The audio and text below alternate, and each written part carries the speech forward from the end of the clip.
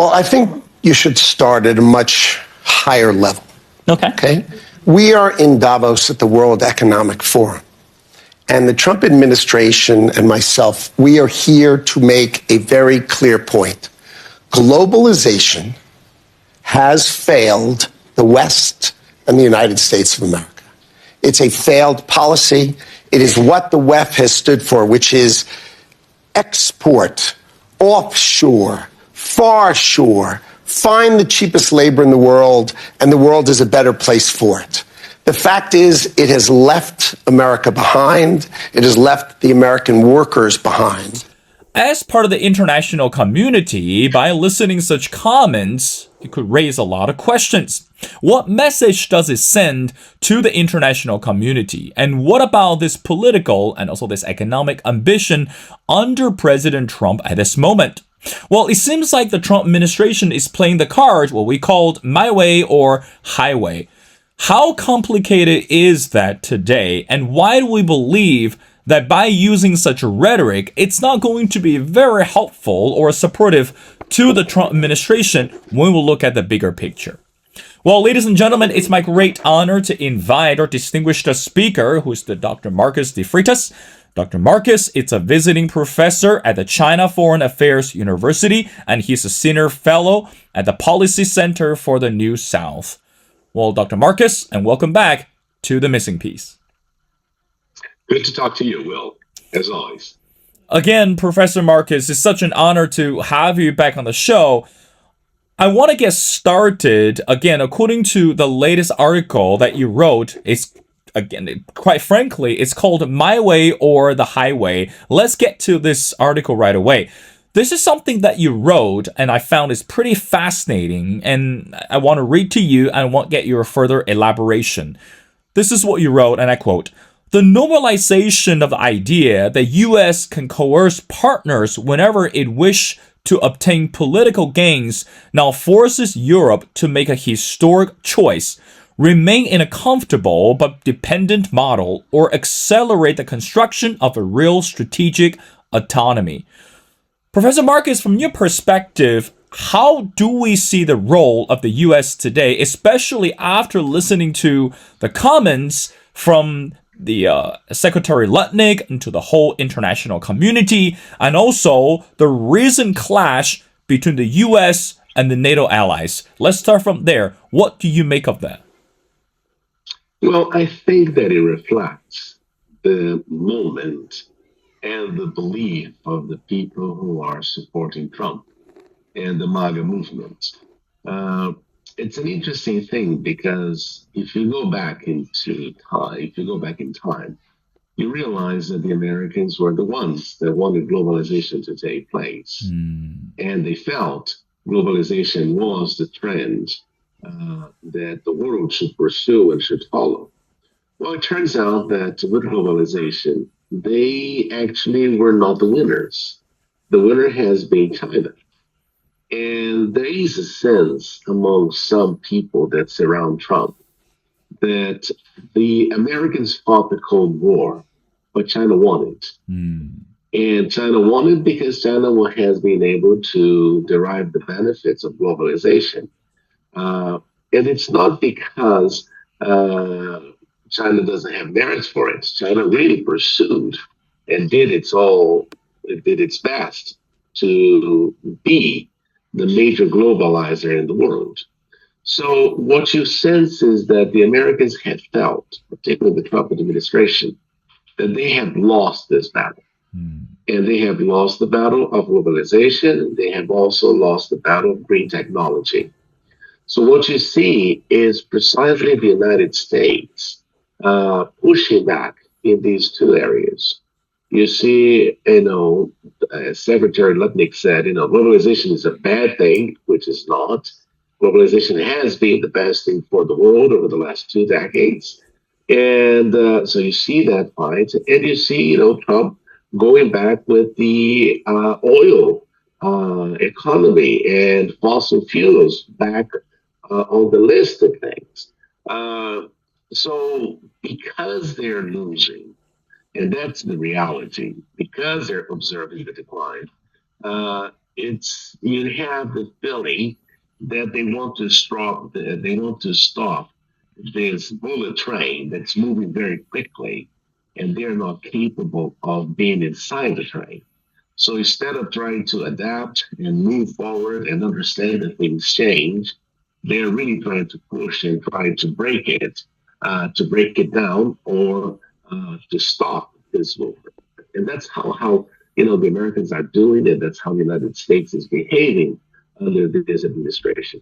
It is a sign of, as I call it, the agony of decline, that you start making these decisions trying to think that you're going to change a trend when the trend is already there. And so that is the feeling we get, and that's why the Americans are pushing around. And the ones that are suffering the most, as I state in the article, are the Europeans, because they were the ones that wanted to. They were the first supporters, or they had no choice, because Trump treats them as vassals, in the sense that they depend on the United States not only economically for trade, but also militarily. So they are the ones that are suffering the most from this administration, and from the way they're getting treated, just because the United States feels that they can stop this situation, which I don't think is possible. Dr. Marcus, let's bring another person into our conversation who is the sitting governor of the state of California. Again, Gavin Newsom also showed up at the World Economic Forum, and when he was asked by the reporters regarding the role of Donald Trump and also this political rhetoric under the Trump administration, Gavin Newsom was very firm and strong to urge the international leaders to have, air quote, a spine to take a stand for what they believe. Of course, that again, at the Economic Forum, we'll listen to the rhetoric and the speeches from the leader from Canada and also leaders from different parts of the world. But again, coming back to Dr. Marcus, to you, going back to your article, why do you think that today, under the Trump administration, the rule my way or highway, it's not well accepted by the world leaders? But quite the opposite. It seems like the people under Trump administration are so confident about such move, and without even regarding the reaction of the international community. What do you say to that? Well, we're just realizing something that the United States always had as a behavior, right? Under the flag of idealism, sometimes the Americans were able to convince the world that their way was the right way, right? And you see that, particularly the Europeans adopted many times a very hypocritical approach to things.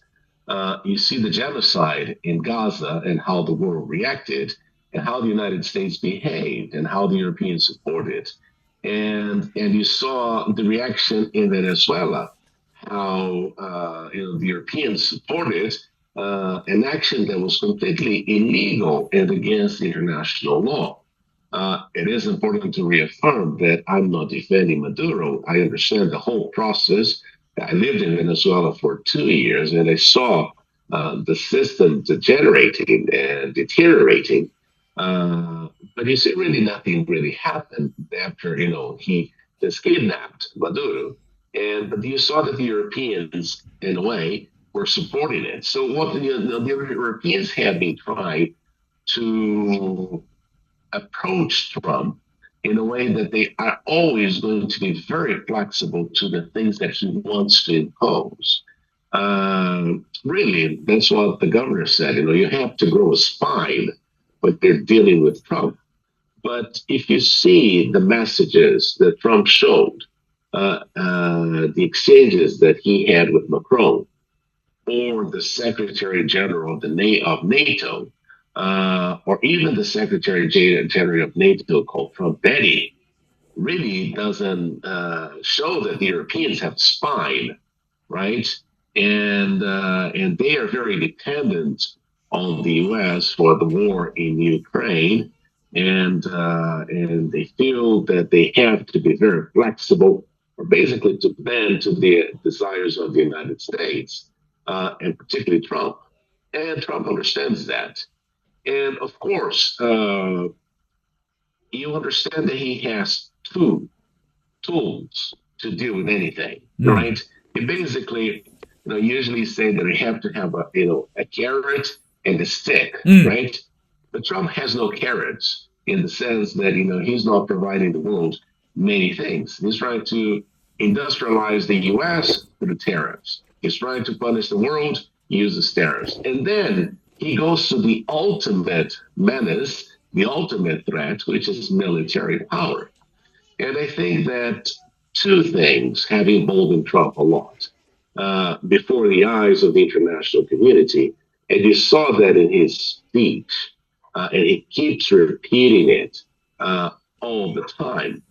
The two things that he affirms was the Midnight Hammer operation that he had in Iran, which basically it was an act of war. And attacking a nuclear facility, something that the whole world is against. But again, the Europeans kind of supported it, and that was bad. In the sense that you're tearing down the world, the United Nations Charter and international law.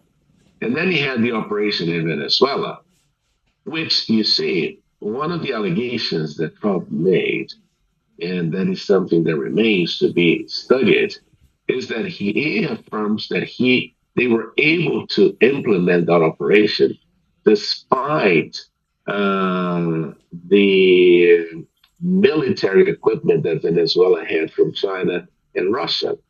So you see that if it is true, he feels emboldened, and he feels that he has military power to do whatever he can do. So that's basically what you see.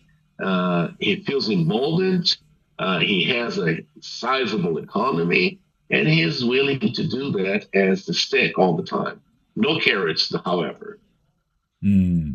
Well, again, Dr. Marcus, let's keep our conversation going. Going back to your article, again, we've been talking about this jeopardy that the European countries are facing today, and also this bold rhetoric came out of Donald Trump's administration. But another perspective, I like the way you put it. Again, I want to read it to you. It says, either Europe accepts the price of emancipation, or you will continue to pay the silent cost of subordination. Again, Dr. Marcus, we know that today, not all the European countries can bear what Donald Trump is doing. And again, before taping the show, you and I, we had brief discussion about the topic on Greenland. We are seeing the protests in the nation of Greenland and towards the Trump administration's desire to take over. And also, we're listening to the rhetoric from the Trump administration doesn't seem to back down from this idea. So I want you to tell us a little bit more regarding the word subordination. How do we understand that? And by cozying up or catering to the needs of Trump administration, how does that build the confidence for the Europeans, or even perhaps for the citizens around the world? Again, we are dealing with someone who doesn't play the game fairly. We're dealing with someone who doesn't show a consistency in the character. So what does that say about the role of European countries and the leaders? And going back to the word subordination, your thoughts? Well, Will, let me use China as an example here. I could say that when Trump took over first time, China was not entirely prepared for the tariff war that Trump implemented. But there was something that happened there, which is a credit to the Chinese government. You finally understood that containment of China was not a Trump policy, but was a state policy It was not a government policy of the United States. It was a state policy. And the containment and the trade war continued with Biden. And for two reasons. First of all, trying to contain China. And second, understanding that if they did something, if they, made things easier for China, they would be perceived that, Biden would be perceived as a weak president. So Trump started a trend that, as a policy, you have to contain China more and more. And no matter who comes after Trump, this is going to be the policy. So in order to get prepared and in order to address this challenge, China steadily reduced the importance of the U.S. Importation or the U.S. The U.S. imports and U.S. exports. Gradually, China has been reducing and expanding into other areas. Well, the Europeans never did that. Right? They did not prepare themselves, or they thought that, with Biden things would change in the sense that they changed a little because they have this historical transatlantic alliance. They have, they fought together in the Second World War, not understanding that the United States deems the European Union as a competitor. And, even though the Americans were in favor of integration in Europe for a while, they've always opposed the idea of having the European Union as a major competitor. And the result is that Europe has not been prepared, has not, found new ways or new partnerships. Now they're moving. They just signed an agreement, not entirely, an interim agreement with, Mercosur, which is the market, the common market of the South that we have that comprises Brazil, Argentina, Uruguay, and Peru, after 2.5 decades of negotiation. You see, the Europeans were not seeking alternatives or were not exploring alternatives. And on the other hand, you see what China has done with ASEAN, what China has been doing around the African countries, the Latin American countries, the Belt and Road Initiative. So the Europeans are paying the price for thinking that things will always remain the same, that the United States will always be there for them. And not only that, they face the challenge of what I call Russian phobia, right? Which is a real bad problem for the Europeans. You have to, whether you like it or not, Russia is a European country too. Russia is a European neighbor too. And you may not like the way they do things, you may not like certain things, but you have to live with them and you have to interact with them. I always tell my students that diplomacy is required when you do not like people. When you like people, it's not diplomacy, it's friendship, right? It's cooperation, anything else. But you need to have diplomacy, and it seems that the Europeans have forgotten about it. And that's why they're suffering the consequences. Dr. Marcus, I have two more questions before letting you go. Now, let's talk about the world economic situation today. Again, we know that 2025 was a critical and harsh year for the whole world, especially when we look at the geopolitical uncertainty and also this trade and relationships among the countries or across the spectrum. Now, some people believe, again, I'm referring to specifically a columnist from the New York Times, and the article is entitled, "Trump's Politics Are Not America First, They Are Me First." So, Dr. Marcus, from your perspective, again, you mentioned Russia, you mentioned Putin. This is what the journalist that he wrote and believed that Trump treated Vladimir Putin as a friend. American interests and values be demanded, but Putin never even had to break a sweat to make Trump his chump. So when we look at the world economy at the beginning of the year, and also look at how Donald Trump continued to ruff the feathers and deal with the friends or allies or foes, and especially from this economic perspective, is the journalist right that Trump politics are not America first? It's about him first.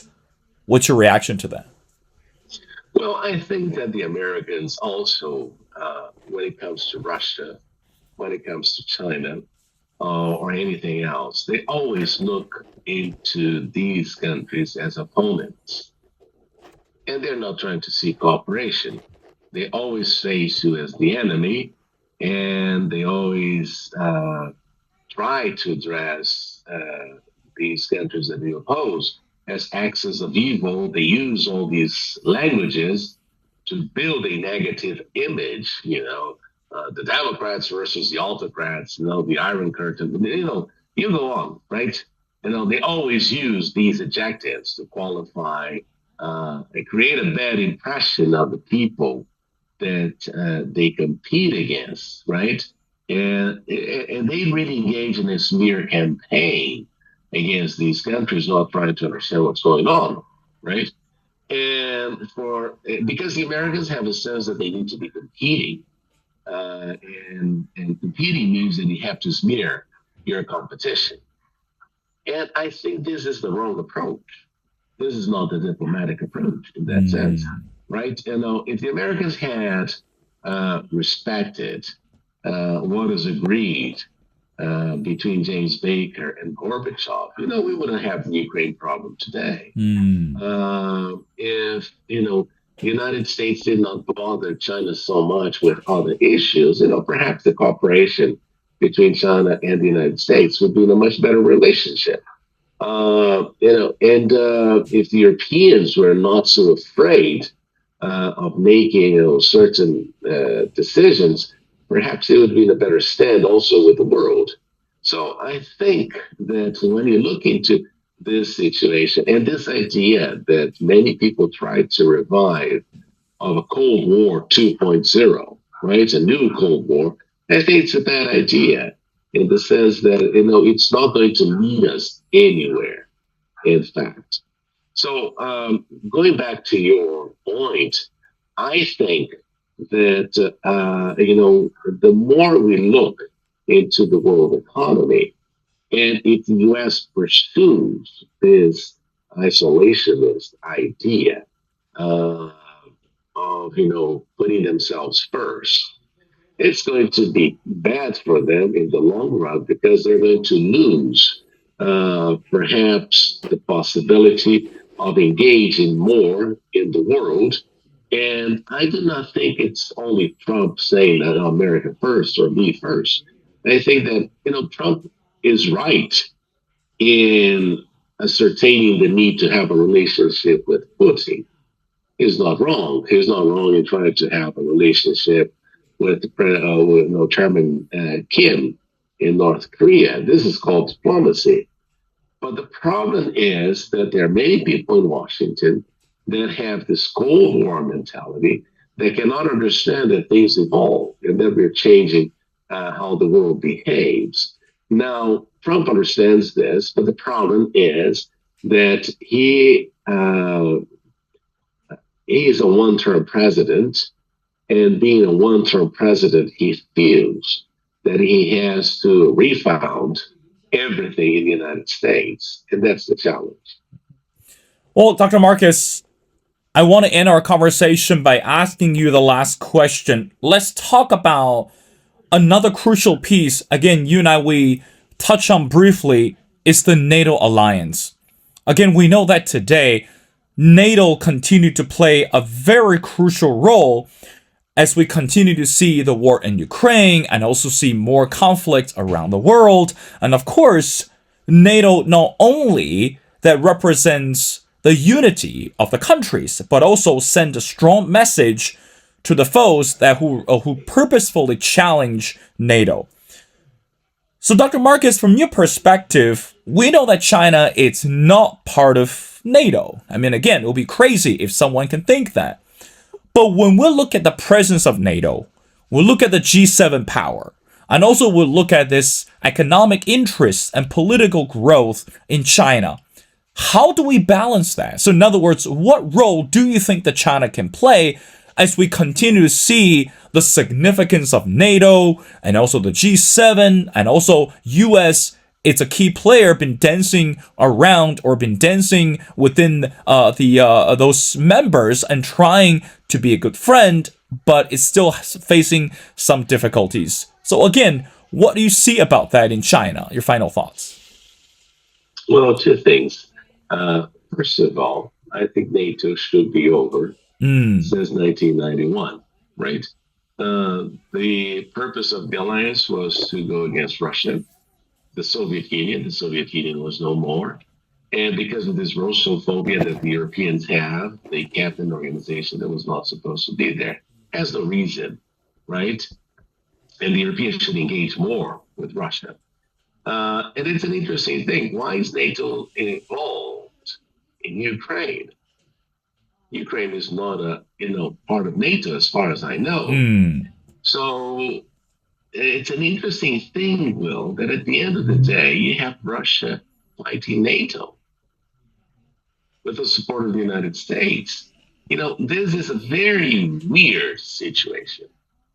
It's a very weird situation when we look into this whole situation, right? That NATO is involved in the war in Ukraine, and Ukraine is not part of it. So I think that the organization makes no more sense. But you will recall too that Macron a few years ago said that NATO was an organization that had no brains and it should be over. The problem is that Europe has to face the challenge that Eastern Europe has bad memories of the Soviet Union, right? And that's why they keep pushing and having this war, which makes no sense anymore. But so that's the number one item. I think NATO should no longer be there. And second, the role of China. China is a country and a civilization that doesn't consider things, doesn't consider alliances to be a good thing. Because alliances create these strange situations in which you are brought into a war or a fight that you really did not cause. And I think the Chinese position is correct.